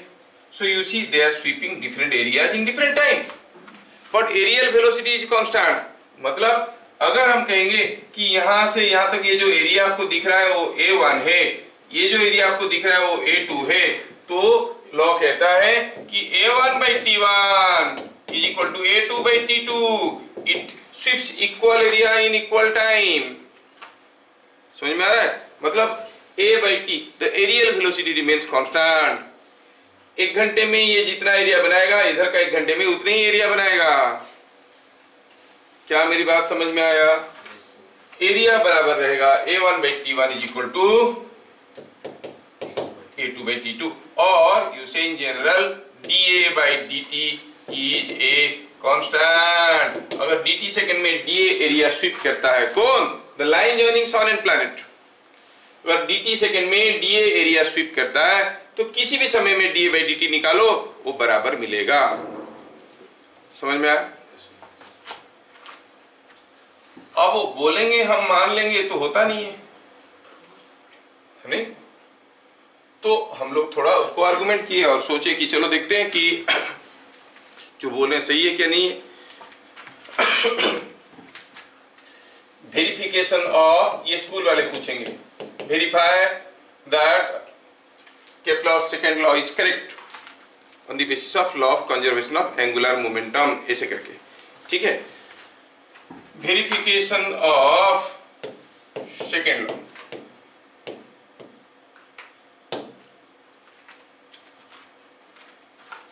ठीक है? Before I go for verification मैं थोड़ा और भी लिखना चाहूंगा इसमें। ये तो हम लोग देख लिए dA by dt is a constant. तो थोड़ा ऐसा सोचो कि ये हो गया हमारा कोई प्लैनेट जो कि कोई एलिप्टिकल ऑर्बिट में घूम रहा है, ये हो गया सन। सपोज कोई प्लैनेट यहां से यहां पर गया, अब जब यहां से जा रहा था उसका कुछ ऑर्बिटल वेलोसिटी था v0। और मैं बताना ये चाहता हूं कि ये dt सेकंड में यहां से यहां पर आया है। dt सेकंड छोटा सा टाइम है तो एक छोटा सा डिस्टेंस गया होगा और छोटा सा डिस्टेंस मस्ट बी कवरिंग और स्वीपिंग ए स्मॉल एरिया। और ये स्मॉल एरिया क्या है? dA। तो बोल रहा है कि dA by dt is constant. चलिए थोड़ा, अगर इसका ऑर्बिटल वेलोसिटी v0 है, इसका ऑर्बिटल वेलोसिटी v0 है, तो आप क्या कहोगे? अगर ऑर्बिटल वेलोसिटी v0 है तो dt सेकंड में ये कितना दूर आया होगा? v0 dt आया होगा कि नहीं होगा? Yes, v0 dt is the distance moved, है कि नहीं? चलिए हम बात करें तब समय की जब ये यहां से कुछ r डिस्टेंस में है, सन से r डिस्टेंस में है। ये सर्कुलर ऑर्बिट नहीं है, radius of the orbit is changing और distance from the sun is continuously changing. जब वो r डिस्टेंस में है तभी अगर कोई आपको पूछेगा कि बताओ, ओहो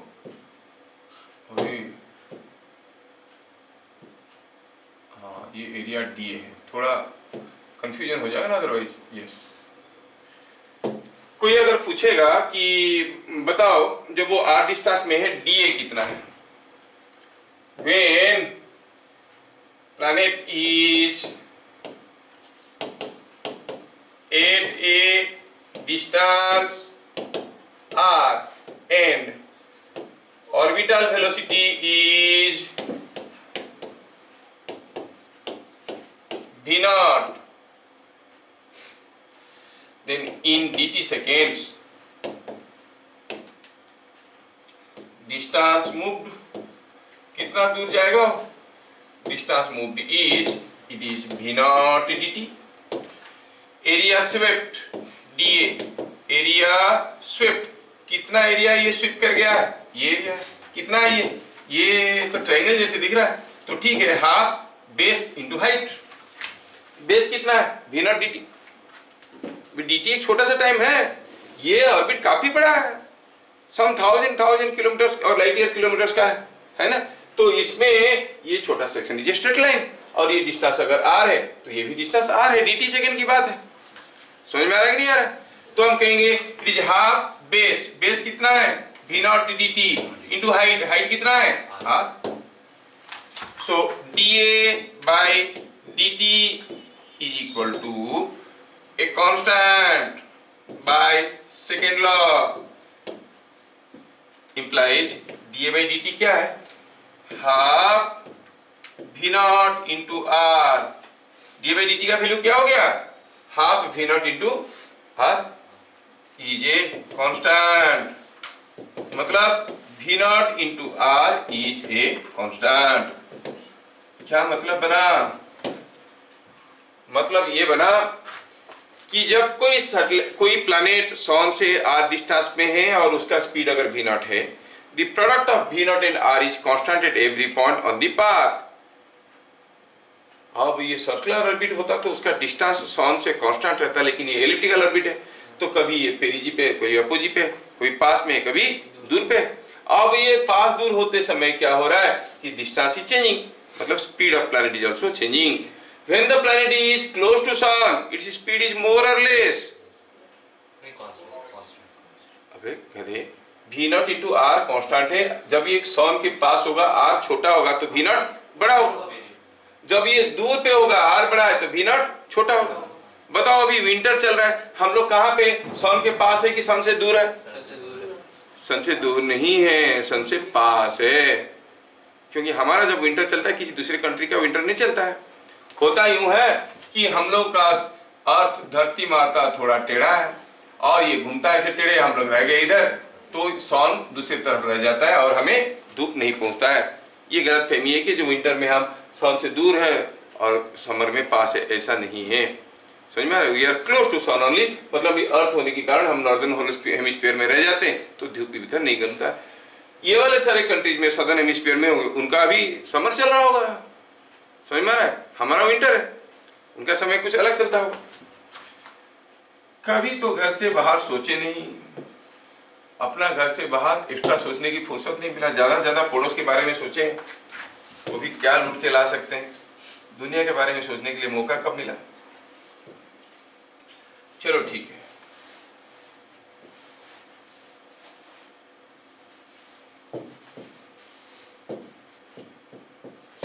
तो क्या देखिए, when the planet is close to sun its speed is more, when the planet is close to earth away from sun the speed is less, r ज्यादा होगा, v कम होगा, r कम होगा, v ज्यादा होगा, समझ में आया। तो वो चीज को हमें यहाँ पे लिख लेना चाहिए और फिर फटाक से आगे बढ़ जाना चाहिए। कुछ हम लोग कर रहे थे, यहाँ पे लौट के वापस आ गए थे, क्या था वो देखते हैं क्या हुआ। इससे पता ये चला, when planet is close to sun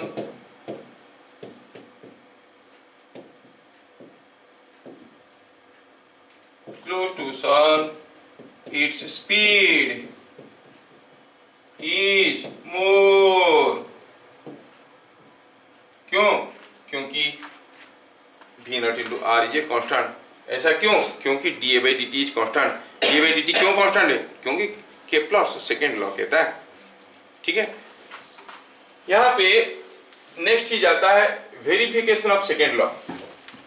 देखो, अगर कोई प्लैनेट सन की चारों तरफ ऐसे घूमता है तो उसके ऊपर जो फोर्स आ रहा है that is the only force acting on the planet, और वो फोर्स इज डायरेक्टेड टुवर्ड्स सन, है कि नहीं? थोड़ा बहुत क्लास 10 में आप लोग पढ़े होंगे moment of a force. Moment of a force क्या था? Force into perpendicular distance of line of action of force from the axis. ये फोर्स के चलते इस एक्सिस में about an axis passing through sun कोई टॉर्क नहीं बनेगा। ये कोई एक बॉडी है, सॉरी, ये कोई एक बॉडी है, यहाँ पर इसको हींच कर दिया गया है। मैं अगर ऐसे खींचूंगा तो ये इधर को घूमेगा, ऐसे खींचूंगा तो इधर को घूमेगा। सोचो, मैं ऐसे खींचने लगा, बिकॉज ऑफ माई पुलिंग क्या ये घूमेगा? नहीं, because the line is passing through the suspension point और axis of rotation. So when the force passes through the axis, it does not produce any torque or moment. तो what is the torque acting on the planet about an axis passing through the sun? आपको हो गया zero. Force है लेकिन torque नहीं है। अब conservation of linear momentum हम लोग पढ़े, जब भी कोई एक्सटर्नल फोर्स आएगा तो मोमेंटम बदल जाएगा, एक्सटर्नल फोर्स नहीं आएगा, मोमेंटम कांस्टेंट रहेगा। सिमिलरली रोटेशनल मोशन में है, हम लोग नहीं पढ़े, जब भी कोई एक्सटर्नल टॉर्क आएगा एंगुलर मोमेंटम बदल जाएगा, rate of change in angular momentum will be equal to torque. और अगर टॉर्क नहीं आया, एंगुलर मोमेंटम नहीं बदलेगा, angular momentum will remain constant. अगर कोई एम आर डिस्टेंस में v स्पीड में जाता है तो उसका एंगुलर मोमेंटम होता है एम वी आर। समझ में आया? तुम लोग पढ़े होगे ना एटॉमिक स्ट्रक्चर में। रदरफोर्ड बोले कि इलेक्ट्रॉन्स घूम रहे हैं, बोल बोले नहीं घूम नहीं सकते। घूमेंगे तब जब उसका angular momentum is equal to a whole number multiple of h by 2 pi, mvr is equal to h by nh by 2 pi. mvr क्या था? Angular momentum. क्यों एंगुलर मोमेंटम कांस्टेंट था? क्योंकि हर एक इलेक्ट्रॉन के ऊपर जो फोर्स आ रहा था वो डायरेक्टेड टुवर्ड्स न्यूक्लियस था। So about an axis passing through the nucleus no torque is produced. तो अब क्या कहेंगे? यहाँ पर लिखेंगे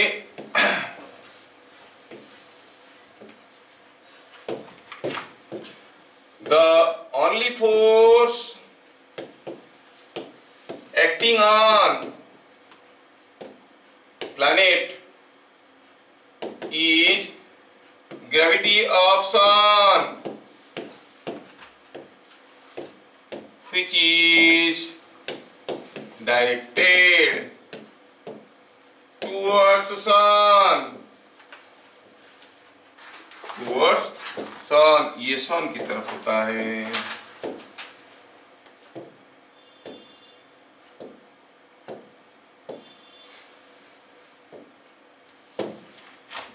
Thus,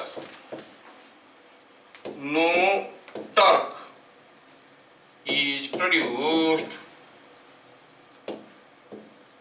about sun, about an axis through sun, about an axis through sun by, ये पक्का लिखना, law of conservation of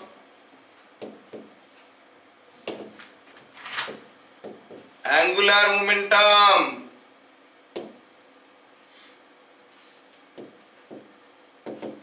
The angular momentum of planet, angular momentum of planet, angular momentum of planet around sun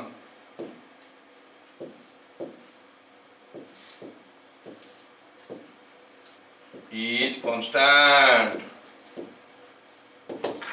अगर हम कहेंगे कि ये हो गया आपका प्लैनेट, ये हो गया आपका प्लैनेट जो कि v0 स्पीड में जा रहा है और सन से कुछ r डिस्टेंस में है, तो आप कहोगे mv0r इज ए कांस्टेंट। और वैसे भी तो mass of the planet constant है, तो ये बन गया V not R equal to constant. कितना इंटरेस्टिंग है, केपलर सेकेंड लॉ भी तो यही बोलता है।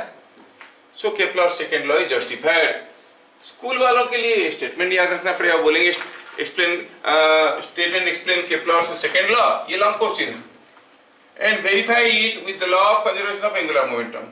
एंट्रेंस में क्या आएगा, एंट्रेंस में आएगा A1 T1 A2 दिया है, T2 निकालो।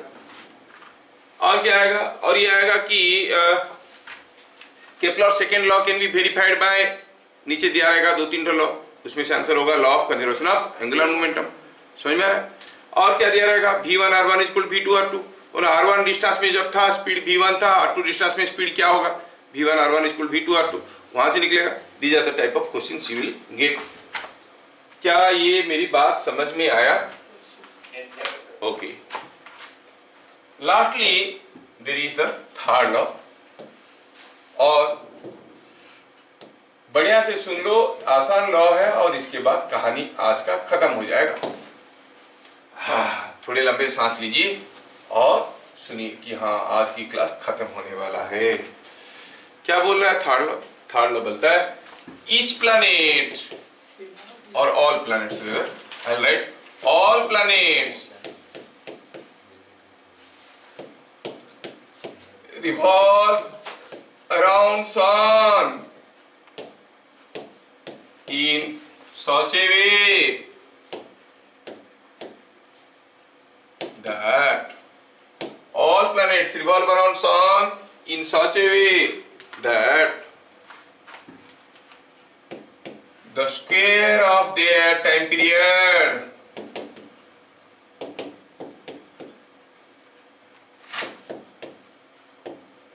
is proportional to cube of the mean radius of orbit। क्या बोल रहा है, T square is proportional to R cube। हर प्लैनेट ऐसे घूमते हैं कि उनका टाइम पीरियड का square proportional to r cube है। लेकिन इसमें नई चीज क्या, हम लोग तो पहले से कर चुके थे, हम लोग पहले से किए थे, बात सही है, लेकिन वो सर्कुलर ऑर्बिट था, ये एलिप्टिकल ऑर्बिट है। सर्कुलर ऑर्बिट में आर क्या है मालूम है, एलिप्टिकल ऑर्बिट में आर क्या होगा, रेडियस तो बदल रहा है, distance from sun is changing, क्या है वो समझना जरूरी है। कोई एक सैटेलाइट सन की चारों, कोई एक प्लैनेट सन की चारों तरफ ऐसे रास्ते में घूम रहा है, कोई दूसरा मान लो कि ये सन के चारों तरफ कुछ ऐसे रास्ते में घूम रहा है, ये दूसरा एलिप्टिकल पाथ में जा रहा है कि नहीं। अब दोनों का टाइम पीरियड आर डिफरेंट, दोनों का टाइम पीरियड डिफरेंट है। तो बोल रहा है कि ये है पहला वाला और ये मान लो ये दूसरा वाला, तो बोल रहा है कि पहला वाला का टाइम पीरियड का स्क्वायर भाई दूसरे वाले का टाइम पीरियड का square is R1 cube by R2 cube. ये R क्या है, R is called mean radius. ये मीन रेडियस का मतलब होता है द सेमी मेजर एक्सिस। समझ में आया? मान लो कि ये हो ना, इसको कहते हैं मीन रेडियस। समझ में आया क्या? The distance, half of distance between perigee and apogee, इन दोनों के बीच में जो डिस्टेंस है उसका ये एक्सट्रीम है और ये एक्सट्रीम में डिस्टेंस का आधा को कहते हैं मीन रेडियस। समझ में आया? तो इधर में लिख दिया सेमी मेजर एक्सिस, ये हो गया एलिप्स, ये एलिप्स हो गया, तो ये हो गया मेजर एक्सिस, ये हो गया माइनर एक्सिस। मेजर एक्सिस का आधा को कहते हैं मीन रेडियस। ठीक है, क्यों कहते हैं समझाने के लिए आपको पूरा जाना पड़ेगा एलिप्स की मैथमेटिक्स में, जो आप पसंद नहीं करोगे, ठीक है ना, क्योंकि इसमें काम निपट जाता है। और क्वेश्चन क्या आएगा, क्वेश्चन भी ऐसे आता है, for circular orbits verify Kepler third law. Circular orbit के लिए हम लोग तो थोड़ी देर पहले निकाले थे ना, t square is proportional to r cube करके दिखा देना है। देखो केपलर जो बोले सर्कुलर ऑर्बिट में वही हो रहा है ना। और एलिप्टिकल ऑर्बिट के लिए t square is proportional to r cube होता है। आर क्या होता है, मीन रेडियस और सेमी मेजर एक्सिस। क्या बातें समझ में आया? यस। आज की कहानी यहाँ पे खत्म होता है। Thank you all for listening me carefully and cooperating and participating in the class. आज बढ़िया तुम लोग आंसर भी दिए, बहुत अच्छा लगा। Next class will start with a new chapter and here afterwards every Sunday will have a class at 4। Okay, फिर मिलेंगे अगले क्लास नए चैप्टर के साथ, तब तक के लिए जय हिंद। यही